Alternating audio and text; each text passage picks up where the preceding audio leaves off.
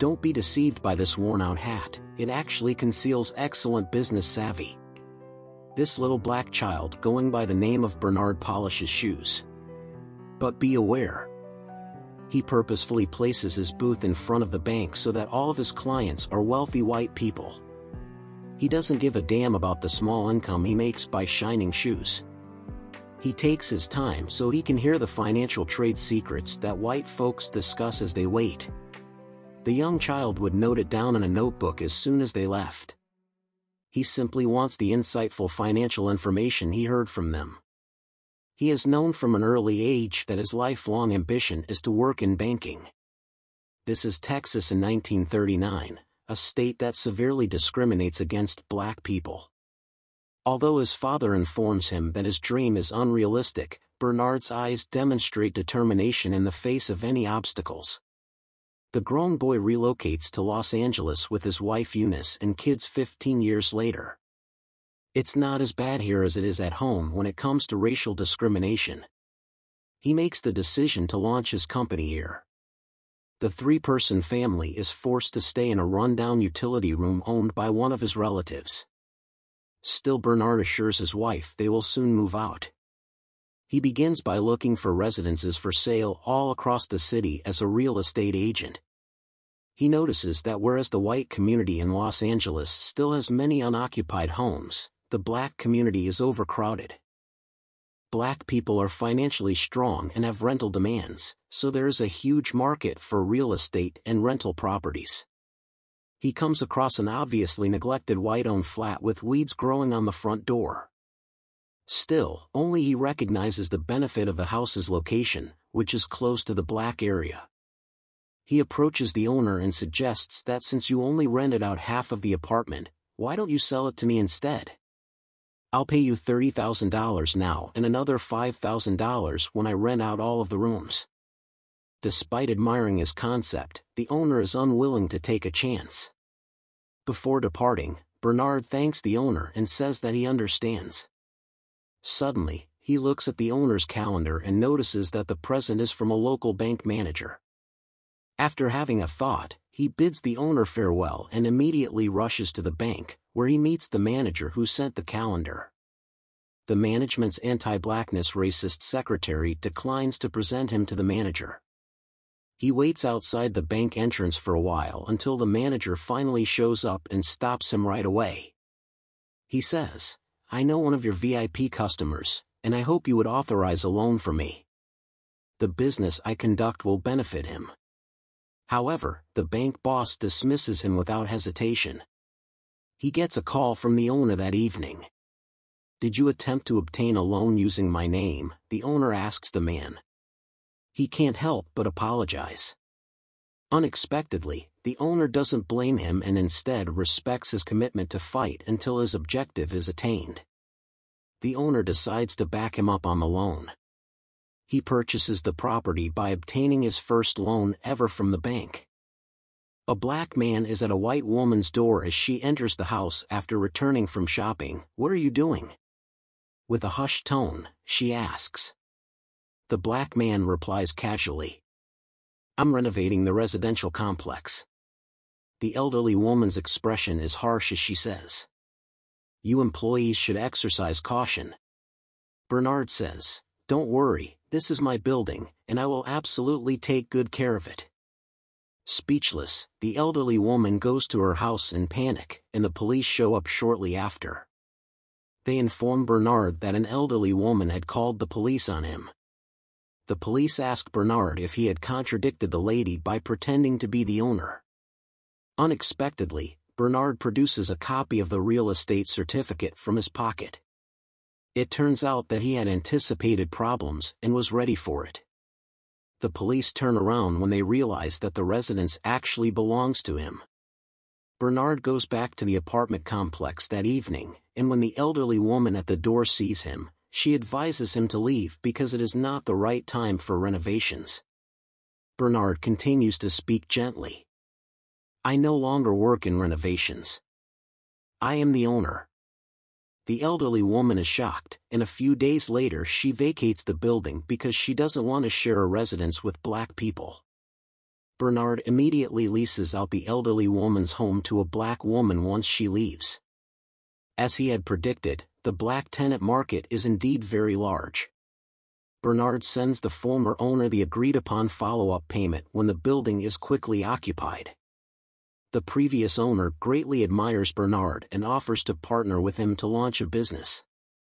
The old owner negotiates the deal and signs the contract after Bernard selects the home and determines his income.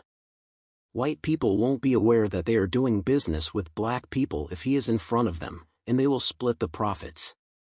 Bernard readily agrees to the cooperation. This goes really easily and they make a lot of money.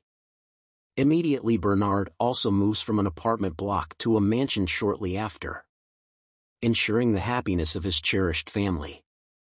This is his perspective: if someone treats him unfairly, he won't respond by punching back because that would put him in breach of other people's game rules. He desires to follow his own rules. His ultimate objective is a rational economic organization with the highest possible profit, but challenges might appear at any time and life is not always easy. Old and weak, the prior owner who co-worked with Bernard passes away unexpectedly. A few years later, his wife inherits his share in the business. This woman has a history of extreme racism and is unwilling to work with Bernard. She sarcastically offers to buy Bernard's shares for a small amount, threatening to sue him if he refuses. Who do you think the judge would support in that era when white people and black people both litigated? In order to prove his cooperative relationship with the previous owner, Bernard must find someone to testify in court because he does not want to be treated so harshly. The bank manager comes to mind, but the manager has already worked with the widow and is avoiding Bernard once again. Bernard, who is quite disappointed, stands inside the bank and surveys the well-kept building, which displays systematically discriminated fangs everywhere. When he enters the bank, he frequently receives hatred just because of the complexion of his skin. Bernard begins to formulate a bold plan as he considers the fact that there are 4 banks housed in the same building, all of which have denied access to this black man. In this instant, Bernard's thinking comes up with a brilliant plan. I'll buy this building and watch to see which of you has the guts to treat me unfairly yet again. Bernard therefore locates Joe, another black real estate developer in Los Angeles, and shares his plans with him. Joe initially believes he is crazy because the building's property is so expensive and no black person has ever purchased land in downtown Los Angeles. But after talking about it for a bit, Joe realizes that Bernard is a smart rationalist rather than a man with hallucinations. Why does he want to purchase this building?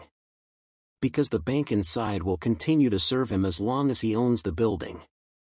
They dare not turn down his loan request. In order for his real estate firm to run more smoothly, they will also inform him on the current real estate trend. Joe is amazed by the concept. After giving it some thought, he is confident that it will succeed despite the fact that he is incredibly affluent and subject to white people everywhere. They still can't conduct business directly with white people, so they require a white person as an agent. If he can step on white bankers on white property, he will make more money. Bernard already has an idea in his mind. He has been getting renovation assistance from Matt, an honorable individual. He's a little inexperienced but also highly ambitious. So Bernard and Joe set out to thoroughly teach Matt in the finer points of golf ethics, real estate and mathematical reasoning. Matt exceeds expectations and develops his golfing skills quickly. He is able to perform real estate valuation calculations while playing golf, just like a young businessperson. A meeting between Matt and the owner of the bank building is set up by Joe at a golf club, of course. If the discussion goes well, Matt will receive the chance to purchase the building, with the remaining terms being negotiated. But Matt is unsure about how to proceed. Don't worry, Bernard helps Matt prepare for the discussion by counting the amount of lights on in the building, calculating the building's occupancy rate after dark, and getting an estimate of the building's value. Bernard gathers potential numbers through the building's annual revenue and operating expenses and instructs Matt to memorize them prior to meeting with the owner. As a result, no matter how the big boss bluffs about his property, Matt is always one step ahead and gives out the exact number, shocking the big boss. They all believe they have come across a math genius and are completely unable to trick him. The accountant sitting next to him is equally as surprised. In the end, Bernard pays merely $1.56 million for the building, which was originally valued at over $2.4 million. The president of every bank will then come to shake Bernard's hand every time he enters or exits the building going forward. The small manager who previously gave him trouble is shocked. Bernard and Joe's real estate businesses quickly take off with the assistance of the banking sector, and they end the strict zoning of Los Angeles's black and white discrimination. Single-handedly young, talented black people frequently relocate to white neighborhoods. They are even welcomed by the vice president shortly after. Bernard brings his family back to Texas some years later, in 1963, to visit his father Britton. Britton informs Bernard that he is pleased with his achievements after their meal. The following day, Bernard strolls with his son around the city. They quickly find themselves in front of the bank, where Bernard formerly served as a shoe shine boy. They encounter a young boy shining shoes, exactly like Bernard used to when he was younger. At the time, Texas was the most racist state in America. To Bernard's surprise, the child will only do this minimal work on white people's shoes this short. Bernard is affected by the incident and is brought to the attention of his obligation to his black community. He decides in secret that he must alter the current situation and aid the black people in his hometown in obtaining better homes. The following day, Bernard comes to see Joe and suggests that they purchase the Texas Mainland Bank. Due to the severe racism in Texas, Joe believes that Bernard is insane for even considering it. However, Bernard is able to persuade the customer to buy the property, and in the end Joe decides to assist Bernard. They then rehire Matt and employ him as their front man once more. In spite of Robert Florence Jr.'s worries that Sr. will sell the bank to Matt and his associates, they meet with the bank owner to go through the financial details of the transaction. After purchasing the Mainland Bank, Bernard begins working and assisting the local African Americans in getting their loan applications accepted. Bernard appears to want to provide his fellow black people fair opportunity at housing and perhaps employment prospects. Before Florence Jr. begins looking into the loans that their bank approves, everything seems to be going smoothly. Florence follows Matt one day and runs into Bernard and Joe. He challenges them over the loans they granted and dangles a letter from the U.S. Treasury Department as a threat. In a month, he promises, the department will examine the bank's activities. As Florence Jr. departs, the boys discuss their next course of action. Matt makes the proposal that they purchase a different bank and transfer the problematic loans from the mainland to that institution. When they talk about buying Marlon Moore's bank, Bernard thinks the biggest issue is controlling the bank's operations. Matt responds by suggesting he be given the opportunity to lead the new bank. Although Bernard initially objects to the plan, he ultimately decides to allow Eunice to watch over Matt. In the end, Matt is able to run his bank just how he desired. The following day, Matt meets with a lawyer and begins executing loan agreements at his urging. Later, Matt gets a call from Florence Jr. discussing customers who want to transfer all of their funds to the mainland. A federal bank examiner arrives at Marlon to assist Matt, which just makes the situation worse. Bernard dresses himself in janitor clothes so he can approach during the meeting. Unfortunately, it doesn't help because the examiner finds a serious issue with multiple loans. Bernard finds it unbelievable that the ridiculous loans were granted. They eventually discovered that Florence Jr.'s had been responsible the entire time. It turns out that Matt ignored protocol while hurrying to start his bank and hired a lawyer that Florence suggested. Florence used that to sneak in the bad loans. Later, Bernard and Joe advise Matt that leaving the Bank of Marlon is the most sensible course of action. Matt takes action without informing his partners since he can't bear to see his bank disappear. When Joe learns of his decision the following day, he and Bernard race to the mainland bank where they confront Matt about the loans as Florence watches with a proud expression on his face. When federal bank investigators show up to revoke the mainland bank's operating license, Bernard instructs Matt to get their books, but it's already too late. Bernard and Joe are detained by the FBI as they are leaving the building. Bernard makes an effort to hold his ground, but it is in vain. Bernard and Joe eventually meet with their attorney, who informs them that the case was delayed due to racial issues in the nation. In the meantime, Matt has a conversation with Senator McClellan about perhaps testifying against his companions in exchange for his release. That evening, Matt thinks over his next course of action before making a call. Matt takes McClellan's advice and testifies against his partners the following day at the Senate hearing. Bernard meets with McClellan later that day and hears his idea. He offers Bernard the option of accepting an immunity bargain in exchange for confirming Matt's testimony, or he can speak his mind and risk going to jail. Finally, Bernard chooses to speak about the things he has been holding in his heart for years. He discusses racial discrimination in the nation.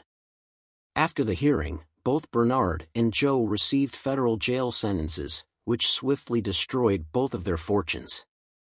While Matt Steiner was never charged with a crime, Florence Jr. buys the mainland bank from Bernard and Joe for a little portion of the cost. Bernard and Joe are released from prison after a number of years. The two men's apparent happiness despite losing everything puzzles Eunice. It transpires that is not at all the case. Joe reveals that they have Bahamas houses close to one another. Eunice asks Bernard how that occurred in shock. The person Matt called the night before giving his testimony turned out to be Bernard. He apologized to Bernard and informed him of the senator's deal. Before the government could repossess their property, Bernard requested a favor from Matt. The story finishes with the revelation that Bernard and Joe still own two mansions adjacent to each other in the Bahamas and that their residential properties were crucial in the struggle against housing discrimination in Los Angeles.